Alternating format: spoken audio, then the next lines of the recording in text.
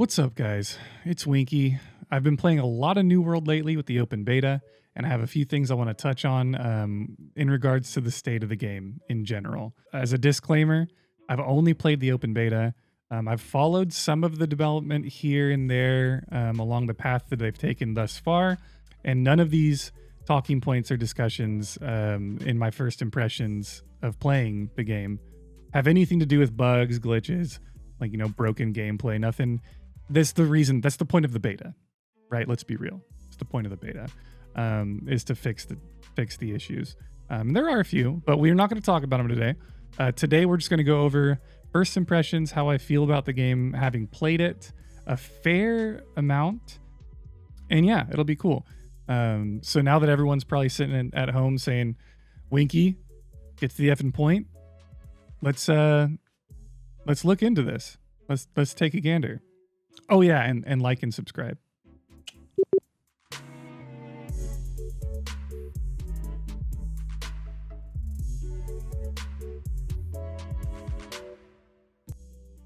Leveling this game, from what I've seen, there are 3 different ways to do it. You could level with your faction quest board, which when you get around level 10 when you choose your faction, maybe lower. You can level with the main story quest, which is the storyline of the entire game, and then you can also level in each territory. There are side quests and quest boards. It does sound like, saying that out loud sounds great, but I've personally have been finding the leveling very, very tedious. It's every quest, no matter where you get it from, is the same. Go kill 8 enemies, go kill 5 enemies, go loot 5 chests, go loot 8 chests, go loot 11 chests, go grind this crafting material and bring it back. And it's the same 3 scenarios over and over and over again. The only difference is the scenery. So as you get to a higher level, the quests will scale to the higher level areas for you to go do the same exact quests inside of, which is, in my opinion, pretty bad. It makes leveling feel like a grind. It makes it feel not very fluid. It's very linear. It's just not optimal, in my opinion. It's not to say it's horrible. I mean, I've certainly been playing a lot and enjoying my time, but man, I find myself taking a lot of breaks. I'll put it that way. The most fun I've had thus far with the leveling experience is actually the PvP questing experience. So your faction can offer you 3 quests in every territory that are required PvP flag. So basically, flag up and you go out and do these quests. And it's really fun because you get in a lot of little battles with people. It's a great time. A lot of people are low level right now, so I expect that feeling to change once higher level characters start camping the lower level areas for PvP questers. It's interesting though, because when you die when you do the PvP questing, all of your quest experience and all of the questing that you did gets deleted, and you have to go back to town and pick up the same exact 3 quests and go do them again. They're always going to be the same 3 quests, by the way. The PvP quests never change. I believe it's more of a way to get like faction reputation than experience in the game, which is a really sad thing because it's been so fun and different. Because when you're questing normally, it's the same thing over and over and over and over again. When you're questing with your PvP flag on, you get the random exchange of other players coming in and out. The same quests, you may be doing the same exact, actually, 3 quests over and over and over again, but the same quests that you're doing have that random factor of an enemy faction rolling up and you guys get into a little fight, which is always pretty fun.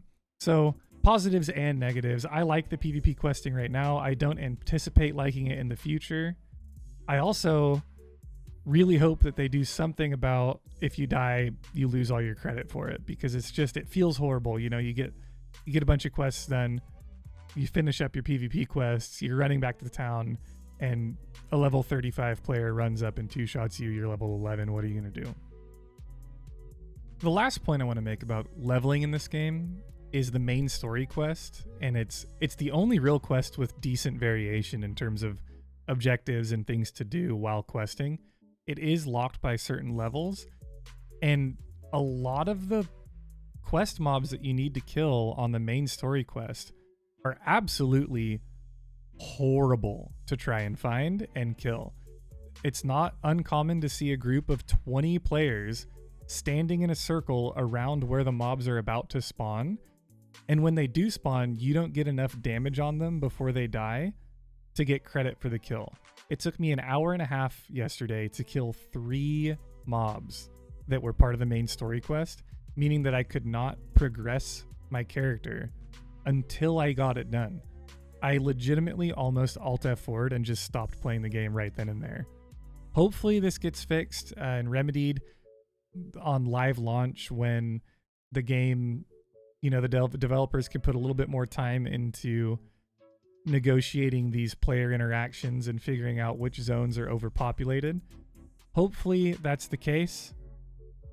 We'll have to wait and see. Otherwise, you're going to be spending sometimes over an hour trying to kill 3 enemies, and it just ruins the experience of the gameplay.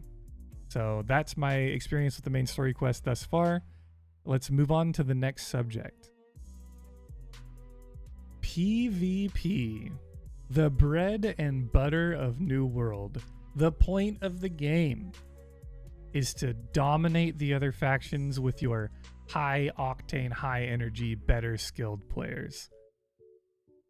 So there's 3 things I want to talk about in PvP specifically.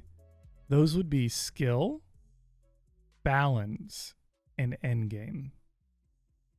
So talking about skill in general, it seems like there's a decently high skill cap you can have with your weapon combos, knowing your cooldowns, knowing what the other enemy is doing with their cooldowns, recognition of what armor they're wearing, you know, the mobility of each character. There's a lot of high skill cap things you can do to maybe turn the tides on a 1v1, 1v2, 1v3. But in short, I think it's going to come down to what's your weapon loadout look like, how well do you know it, and how well do you know theirs, and play around what they're doing. So the dueling in the 1v1 aspect in this game I really enjoy. The group-based PvP, not exactly my favorite thing to do, but it is very, very fun still. At least at a low level with what I've experienced. And I've seen a lot of the bigger battles too. I've been watching a lot of streams and stuff like that. It looks pretty fun in a different way. Talking about balance though, I am worried a little bit on how the developers are going to choose to balance this game. Because there are some items that are going to be broken. There's some items that are going to be absolutely horrible. And they're going to be changing probably with each patch. So once the metas are going to get figured out, it's like the condition of the players of video gaming in today's day and age. There will always be a meta. There will always be people subscribing to that meta, just like this YouTube channel. And it's going to be on the developers on how they want to handle that and how they want to change the meta in ways that leave it open to more opportunity to play with the weapon that you enjoy the most, the aesthetics that you like the most, etc. So we'll see how the balancing act goes. PvP games are notoriously difficult to balance from the developer end. The players will always find each and every way to destroy whatever balance is put in the game. So I hope that we have proactive developers here that are willing to listen to the player base, which I believe they've shown that they already are listening.